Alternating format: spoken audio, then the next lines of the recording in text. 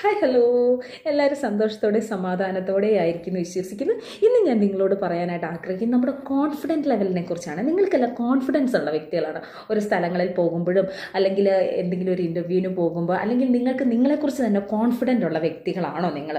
ഒരു കാര്യം നമുക്ക് അച്ചീവ് ചെയ്യണമെങ്കിൽ അല്ലെങ്കിൽ ഒരു സക്സസ് ലൈഫിലേക്ക് പോകണമെങ്കിൽ നമ്മുടെ കോൺഫിഡൻറ്റ് ലെവൽ ഉണ്ടായിരിക്കുക എന്നുള്ളത് വളരെ അത്യാവശ്യമാണ്. കോൺഫിഡൻസിനെ കുറിച്ച് ഒത്തിരി കാര്യങ്ങൾ പറയാനുണ്ടെങ്കിലും ഞാൻ രണ്ട് മെയിനായിട്ടുള്ള കാര്യം നമ്മുടെ ജീവിതത്തിൽ വേണ്ട കാര്യങ്ങൾ പങ്കുവയ്ക്കാനായിട്ട് ആഗ്രഹിക്കുന്നത്. ഒന്നാമത്തെ കാര്യം, കോൺഫിഡൻറ്റ് ലെവൽ എന്ന് പറയുന്നത് വരേണ്ടത് നമ്മുടെ ഓരോരുത്തരുടെ മൈൻഡിലാണ്.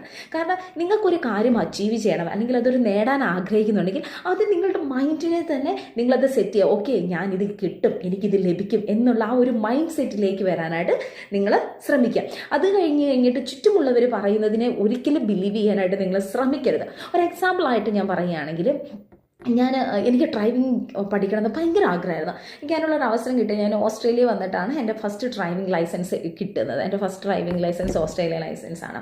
അപ്പോൾ ഞാനിവിടെ ഓസ്ട്രേലിയ വന്നിട്ട് എനിക്ക് ആകെ ജസ്റ്റ് 1 മന്തേ ഉള്ളൂ. എനിക്ക് നാട്ടിലൊന്നും ഡ്രൈവിങ്ങിൻ്റെ ഒരു എക്സ്പീരിയൻസോ കാര്യങ്ങളൊന്നും ഇല്ലായിരുന്നു. അയർലൻഡിൽ ജസ്റ്റ് ഒരു ലേണേഴ്സിൻ്റെ ഒരു കുറച്ച് നാൾ പഠിക്കാൻ, ഒരു മെറ്റേണിറ്റിയുടെ ഒരു സമയത്ത് കുറച്ച് നാൾ നോക്കി. പക്ഷേ എന്നാലും ഒരു ലൈസൻസ് എടുക്കാനുള്ള ഒരു ഇതൊന്നും എനിക്കായിട്ടൊന്നുമില്ലായിരുന്നു. പക്ഷേ ഓസ്ട്രേലിയ വന്നപ്പോഴത്തേനും നമുക്ക് ഒരു സ്ഥലത്തു നിന്ന് ഒരു സ്ഥലത്തേക്ക് പോകണമെങ്കിൽ അത്യാവശ്യം നല്ല ദൂരമുണ്ട്. അതുപോലെ ബസ് സർവീസൊക്കെ കുറച്ചൊക്കെ ഒരു ബുദ്ധിമുട്ടാണ്. അപ്പോൾ എനിക്ക് നമ്മൾ ഡ്യൂട്ടിക്ക് ജോയിൻ ചെയ്യുന്നതിന് മുമ്പ് കറക്റ്റ് ഒരു 1 മന്ത് എനിക്ക് കിട്ടി. ഡ്രൈവിംഗ് പഠിക്കാനുള്ള സമയം എനിക്ക് കിട്ടി.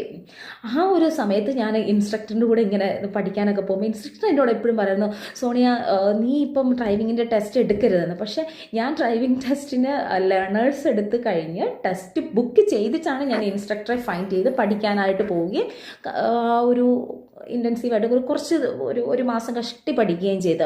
അപ്പം എൻ്റെ മൈൻഡിൽ ഒരു സെറ്റ് ഉണ്ടായിരുന്നു, ഓക്കെ വിത്തിൻ 1 മന്ത് ഞാൻ ഡ്രൈവിംഗ് ലൈസൻസ് എടുക്കും, എനിക്ക് ജയിച്ചിട്ട് ഞാൻ ജോലിക്ക് ജോയിൻ ചെയ്യത്തുള്ളൂ എന്നുള്ളൊരു മൈൻഡ് സെറ്റ് ഉണ്ടായിരുന്നു. അതിൽ എൻ്റെ ഉള്ളിലൊരു കോൺഫിഡൻറ്റ് ലെവലും ഉണ്ടായിരുന്നു. അതോടൊപ്പം തമ്പുരാൻ്റെ ഏറ്റവും വലിയ പ്രാർത്ഥനയുണ്ടായിരുന്നു. എൻ്റെ ജീവിതത്തിൽ ഓരോ നിമിഷവും പ്രാർത്ഥന പ്ലസ് പോസിറ്റീവ് തോട്ട്സ്, അല്ലെങ്കിൽ നമ്മുടെ മൈൻഡിൽ തന്നെ പറഞ്ഞ് നമ്മളെ തന്നെ ആദ്യം അംഗീകരിച്ച് നമ്മളുടെ കഴിവുകളെ നമ്മൾ തന്നെ അംഗീകരിക്കണം.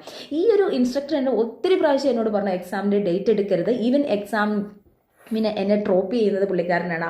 നമ്മളെ വണ്ടി ഉപയോഗിച്ചിട്ടാണ് നമ്മൾ ടെസ്റ്റിന് പോകുന്നത്. ആ ഡ്രൈവിംഗ് ടെസ്റ്റിലേക്ക് സെൻറ്ററിലേക്ക് പോകുന്ന ദിവസവും ആ ഒരു രാവിലെ എന്നോട് പറഞ്ഞു, Sonia it is better to change your driving test date, even you can do it now then. അപ്പം ഞാൻ കോൺഫിഡൻ്റ് ആയിട്ട് പറഞ്ഞു, ദാറ്റ്സ് ഓൾ റൈറ്റ്, അത് കുഴപ്പമില്ല, എനിക്ക് എന്തായാലും I will try, let me try എന്ന് പറഞ്ഞിട്ടാണ് പോയത്. അങ്ങനെ എനിക്ക് ഫസ്റ്റ് അറ്റംപ്റ്റിൽ തന്നെ ദൈവം അനുഗ്രഹിച്ച് ഡ്രൈവിംഗ് ലൈസൻസ് കിട്ടി. അതാണ് ഞാൻ പറഞ്ഞത്, നമ്മുടെ ഉള്ളിൽ